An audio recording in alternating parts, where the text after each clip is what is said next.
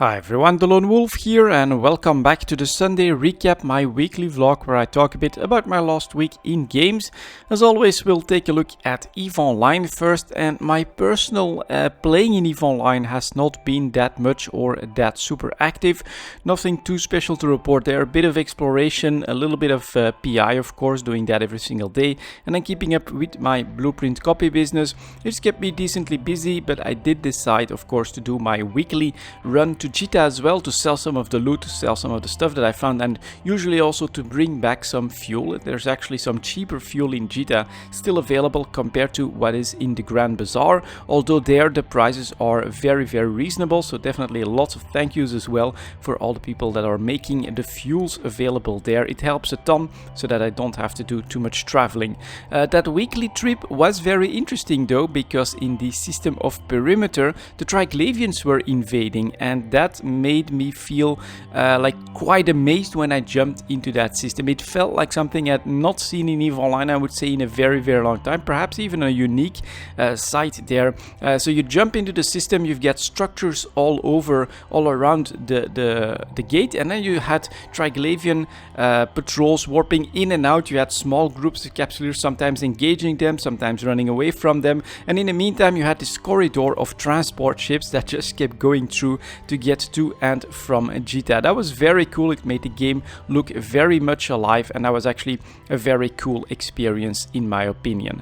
Now, as I'm a high-sec player, that's what I've been dealing with, the Triglavian invasions. On the other hand, of course, there's lots of news on what's happening in 0-0 as well, with the drifters invading and actually going after structures, going after ratting ships, going after anything that is and isn't bolted down. And here I do think that the player base is a little bit divided, and it's going to be become a little bit more divided as well, because of course at the very first reaction is, well, this is unique, this is really cool, and CCP is doing something that most other developers would never even dare to do, actually challenge their players in a completely new way through a PvE aspect, and make living in a part of their game even more troublesome than it already is. But that's also starting to create some complaints. I saw some Reddit threads about that, where, well, people start to find it boring, and they wonder, are we really gonna have to keep bashing in, play whack-a-mole with the drifters for months and months on end, perhaps even for the rest of our EVE Online careers, just to keep our structures alive, just to be able to do our thing in nullsec, build our castle in nullsec? Is that going to become like a permanent feature to 0-0? And I can understand that there is some frustration about that as well. And so what I personally think that CCP should definitely do, I like the fact that they've hidden the story so far. Nobody saw this coming, and I do like that CCP is now working with more surprising things into the game to try and shake things up, and I think that that's actually working. But I do think that they should at least give a carrot or something like that, give some light at the end of the tunnel, make the activity actually work towards a reward at the end. It doesn't have to become like a drifter super capital or anything like that, making those groups even more powerful, but something really cool and unique to work towards, perhaps a way to strike back and then buy time for your area of space or something like that, would be very cool of course. And I think it's actually a little bit needed as well if you want to keep people engaged in that type of content. Next up, I want to talk a little bit about the World of Warcraft, because that game launched patch 8.2 last week on Wednesday. I did go back for a little bit of World of Warcrafting, just to take a look at what's available in the patch, and to take a look at the new content. So two pretty unique and cool looking islands that are added to the game, basically. Nashdar filled of course with lots of Naga, lots of trouble, and then we've got Mechagon, where we've got a sort of a gnome conflict going on there as well.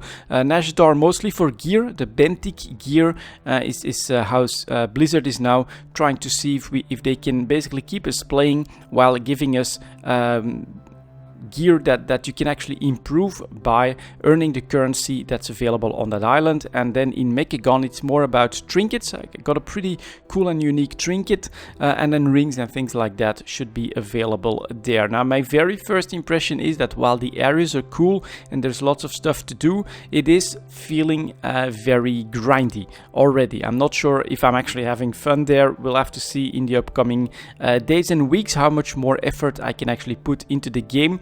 In the Mechagon part, it's actually small and condensed enough and straightforward enough that I actually am enjoying that, and I think it's pretty cool. Especially you get a nice trinket where you can put in 3 sort of punch cards that will have different effects, and of course that grind to get new punch cards, I don't mind that so much, because of course ultimately you can work your way to a very powerful, unique and cool trinket. So that's something that I think is right and is actually pretty fun to do. On the other hand, the benthic gear in Nazjatar does feel like a pretty massive grind, and the biggest problem that I have with it is basically that your best tactic is to delay everything, grind up as much of that currency as possible. It's some sort of orbs or something, and then you need to invest like 20 to up the item level of the benthic gear that you find from, let's say, 390 to 400 or something like that. I'm not exactly sure what the numbers are, but yeah, the best tactic is actually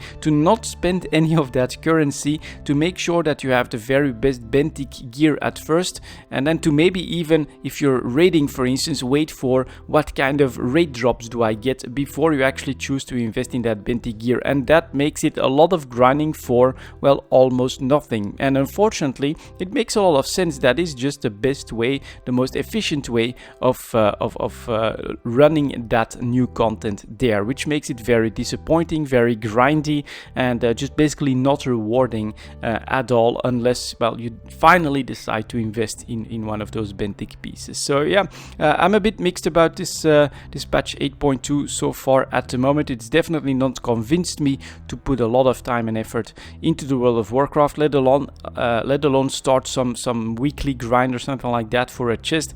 Definitely not planning to do that at the moment. I might take a bit more look at some LFRs, maybe a couple of extra looks at the content, but yeah, so far, have to be honest, not having super much fun, and I'm not really convinced by this patch so far.